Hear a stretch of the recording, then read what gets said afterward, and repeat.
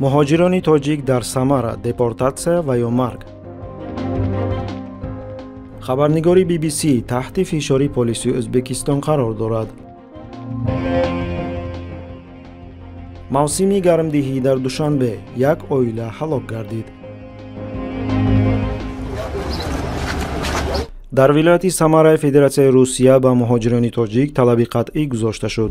اگر آنها از شرکت در جنگ اوکراین دست کشند، آنها را دپورتاسیا انتظار است. خبر می‌دهد رادیوی آزادی. طبق اطلاع نشریه، مراجعت مقامات ولایت را به مهاجران تاجیک مقیم این ولایت رئیس سازمان جمعیتی مختاریت ملی تاجیکان ولایت سمارا سنت الله نظریف رسانیده است.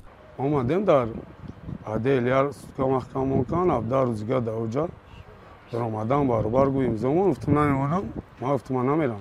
نظریف در گروه واتساپ مهاجران تاجیک در سمارا مراجعتنامه نشر کرد که بعد از آن پیام مذکور در شبکه‌های اجتماعی پهن گردید. نظریف و تاجیکان مراجعت کرده وعده داده است که کسانی که در عملیات مخصوص نظامی شرکت کنند شهروندی روسیه را با راهی ساده کرده شده دسترس کرده می توانند. در عکس حال به گفته نظریف آنها با دپورتاسیا یک عمره با تمام اعضای خانواده روبرو خواهند شد. این تکلیف هیجانی به شمردگی حتما همین را فهمونیم. مهاجران تاجیک که گرجانی رسیان ای 25 تا 60 ساله را کدام هست مرحمت رفته روی خطی برای رفتنی کنترکت کنند. اگر همین کار نشود یکم مرد سر میکنه ریده. بعد از آنکه در اطراف این پیام غوغای جدی به وقوع پیوست، نظریف افزود که سخنان او را نادرست فهمیدند و به قول خودش او تنها پیام مقامات روسیه را رسانیده است و توضیح داد که مراجعت او تنها به تاجیکان داخل دارد که الکی صاحب شهروندی روسیه می باشند. Соответственно, در اول آنها دکومنتی مرا نخواستند قبول کنند. گفتند که شما باید کانترکت подписать کنید برای جنگ رفتن. ناظران قید میکنند که اخیراً در بخش تاجیکی شبکه‌های اجتماعی بخصوص در شبکه‌های تلگرام که به مهاجران نگرانیده شده است، خبرها درباره جلب شهروندان آسیای مرکزی به جنگ در اوکراین بیشتر به مشاهده میرسد. در این پیام‌ها پیشنهادهای جلب کننده برای به دست آوردن 1 میلیون روبل و وعده‌های مقامی بلند در قسم‌های مخصوص نظامی آورده شدند. مثلا یکی از این پست‌های تبلیغاتی در شبکه تلگرامی میگرانت все как есть چنین صدا می‌دهد: فوراً شتاب کنید تا صاحب 1 میلیون روبل گردید و به پولک الیتای ولایت مسکو داخل شوید. از جانب برندگان تبلیغاتی مذکور اینچنین وعده داده شده است که ماهانه 200,000 روبل معاش، تجهیزات درجه اول از جمله درون‌ها و اسباب‌های گرمبینی داده می شود. اینچنین مشق‌های تمرینی از طرف دستوردهندگان درجه عالی گذرانیده می شود. طول یک ماه زیاد می شود جنگ رو آموختیم. در حیاتم یراق در دستم داشتگی نبودم. تاکتیک جنگی رو آموختم. من امروز فقط میبرم ما رو. پیام هایی که از ازبکستان می آیند بیشتر به زمان های شباهت دارند که پرزیدنت نخستین ازبکستان اسلام کریموف در سر قدرت بود. روزنامه‌نگاری بخش ازبکی BBC عبرت صفا افزود که او را به شعبه کارهای داخلی ناحیه چیلانزاری تاشکند به صحبت دعوت کردند. در این باره او در صحیفه فیسبوکی خود نوشته است: پیش از یافتن من کارمند پلیس خواهر نفقه‌خوری 68 ساله مرا که آموزگار است 2 مرتبه خللدار کرده گفته است که به شعبه کارهای داخلی ناحیه چیلانزار بیاید. من از لندن به خواهرم زنگ زده گفتم که به آنجا نرود، گفت او.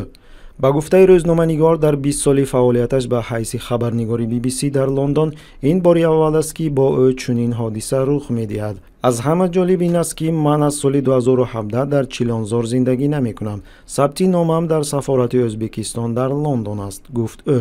Jurnalistikaning asosiy juda bir muhim tomoni bu jamiyatda bo'layotgan kamchiliklarni ochiq ko'rsata bilish.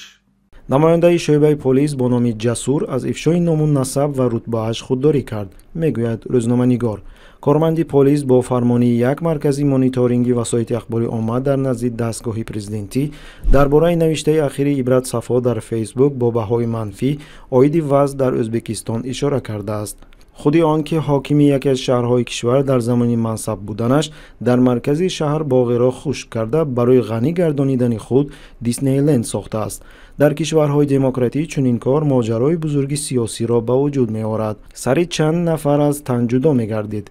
اما ازبکستان البته از روی معیارهای دیگر زندگی می کند. به این ماجرا نباید عمیق درآییم. درست؟ می نویسد روزنامه‌نگار در صحیفه خود. Mirziyoyevning davri ham mana shu axlatga o'xshab qoldi. Mana bu islohoti. O'zini aytgan gapi bilan bir xil bo'lib qoldi. Buni men emas, Kunuz ham aytayapti, nomini tilga olmay Mirziyoyevni.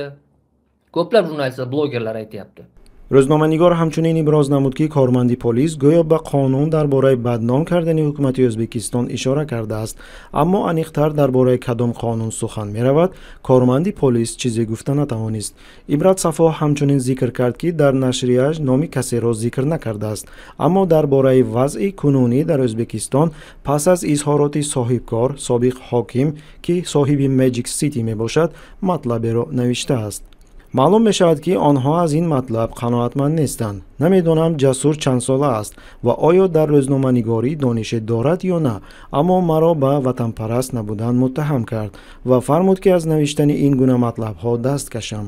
او اینچنین گفت که خودی او وطن دوست است. وقتی که من مصلحت پرسیدم که در کدام موضوع ها مطلب نوشته می توانم، او جواب نداد. با سوال آنکه کی به ازبکستان می آیم برای آمدنم پول چیپتر را از او درخواست کردم. این درخواست من به او معقول نآمد. حالا او نسبت من به وزارت کارهای خارجی شکایت خواهد فرستاد، نوشته است روزنامه‌نگار و اشاره کرده است که صحبت در استودیوی BBC ثبت شده است. Biz patriotmiz, vatanparvarmiz, sen patriot emassan, vatanparvar emassan deb ayblar qo'ygan. Mana shu yetarlidir O'zbekistondagi diktatura rejimiga, ya'ni buning mavjudligiga. قابل ذکر است که هنگامی به قدرت رسیدن میرزیویف در ازبکستان چنین نمایان بود که روزنامه‌نگاران نشریه‌های غربی دست نارسند، زیرا رئیس جمهوری نو برای نگاه داشتن آبروی خود در غرب همچون یک رهبری روشنفکر و پیشرفته تلاش‌های زیادی کرده است. اما ظاهراً نفوذ روسیه در نیروهای امنیتی ازبکستان برتری پیدا کرده ایستاده است، زیرا این در همه سمت‌ها در فشارآوری ظاهر می‌شود و این در نوبت خود بر روزنامه‌نگاران نیز تأثیر کرده ایستاده است.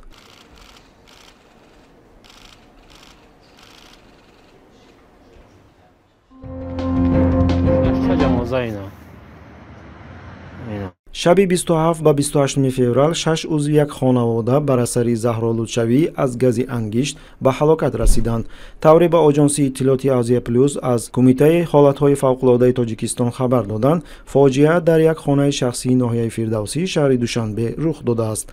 پدر این خانواده 38 ساله، مادر 37 ساله، فرزندانش 11، 9، 8 و 6 ساله بودند. خبر می‌دهد ریاست. بنا به اطلاع بخش کمیته حالت‌های فوق‌العاده در ناحیه فردوسی، این خانواده با استفاده از انگشت خانه‌اشان را گرم می‌کردند. جسدهای خانواده را تنها نصف روزی 28 فوریه همسایه‌ها پیدا کرده به مقامات‌های دخلدار خبر دادند. مشکلان است که کودکان ما می‌میرند، از خنکی لرزیده می‌میرند. مشکلان است که عین حال پدران با خواطری آن که مبادا یگان کودکشان از خنکی نمیرد تمام کرپه و بالشت داشته خود را بالای فرزند خود میپرتایند و شب را در تار سری فرزندان خود روز میکنند.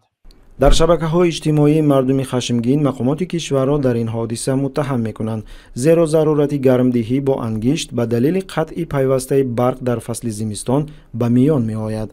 برق تاجیک، مرگ این خانواده در وجدان شماست.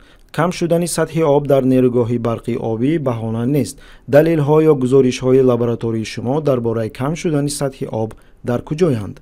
می‌نویسد کاربر فرخ فرد. ما در دوشنبه زندگی داریم، در اگر ناحیه دوردست باشه میگن که ما در قشلاقیم، نه که خیلی خیلی دوشنبه شد. لیمیت خود 5 روز زیاد شد که لیمیت داریم. هر روز میکشن ما را، هر روز.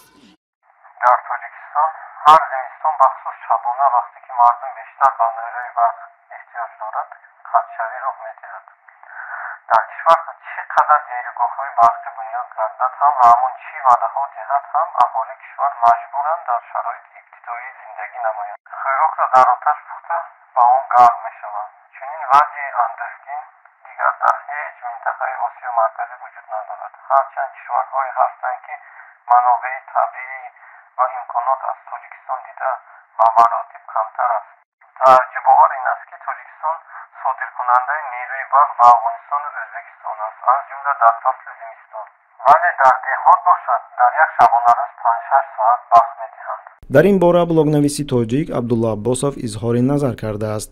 زنگ میزنه میگن که خیلی اول شدگی این شدگی و شدگی خیلی چی بهونه میشه.